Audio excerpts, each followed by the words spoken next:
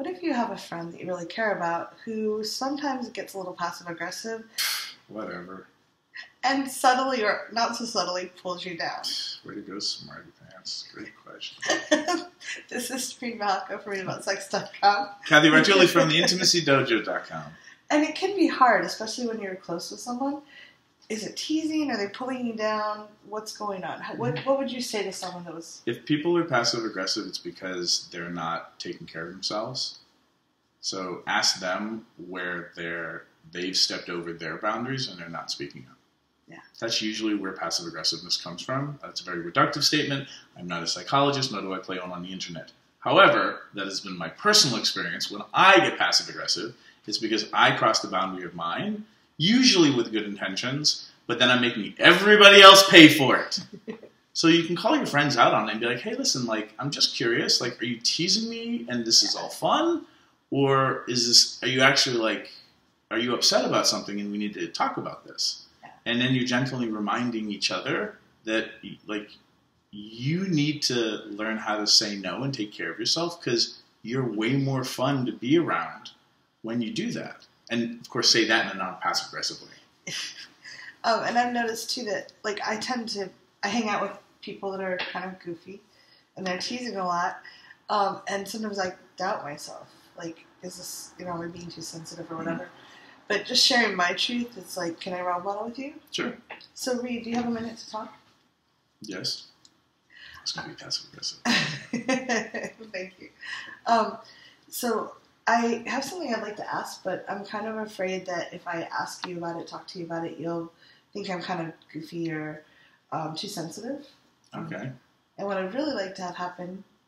Good. No. This is cute. Keep going. This is fun. What I'd really like to have happen is for you to know that I talk to you about anything that's bothering me. Yep. And that we can clear things up and have a really good connection. Okay.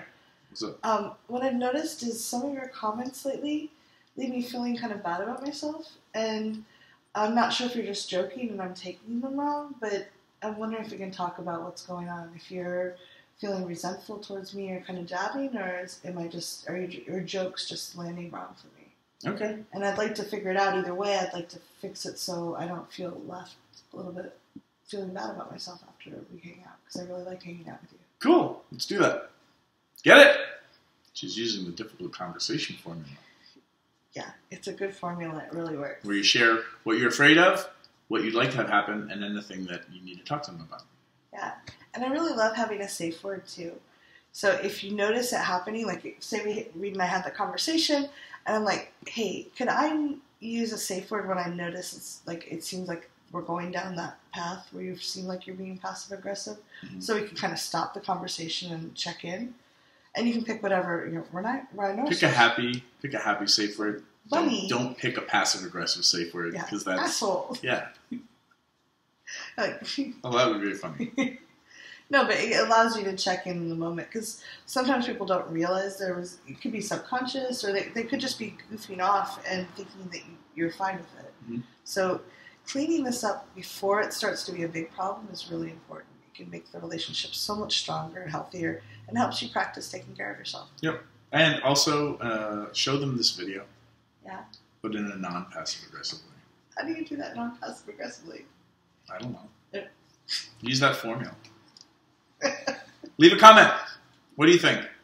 Bye.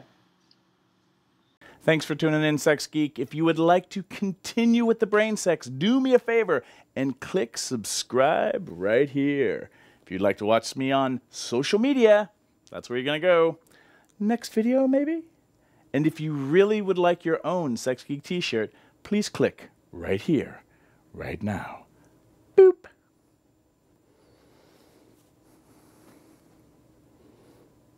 No, really, like...